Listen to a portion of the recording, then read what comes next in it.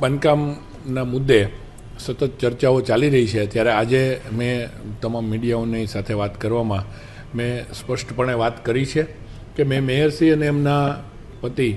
વિનોદભાઈ સાથે આ મુદ્દે ક્લિયરિટીથી વાત કરી છે. મારી પક્ષના પ્રમુખ તરીકે જવાબદારી પણ છે વાત કરવાની, એટલે એ મુજબ મેં એમની સાથે વાત કરી છે. એમણે જવાબમાં એવું કહ્યું છે કે એમને પૈતૃક જગ્યા મળેલી છે અને એમના ભત્રીજાનું ત્યાં ગેરેજ ચાલતું હતું અને એનું એને રિનોવેશન કરવા માટે આ બાંધકામ કરેલું છે, પરંતુ સૂચિતમાં બાંધકામ ન થઈ શકે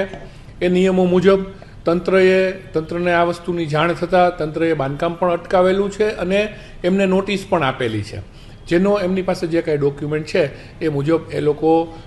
જવાબ દઈ અથવા તો ડોક્યુમેન્ટ જે માગે તંત્ર એને આપી અને તંત્રની કોઈ પણ કાર્યવાહી થશે એમાં સહકાર આપવાની મને એમણે ખાતરી આપેલી છે.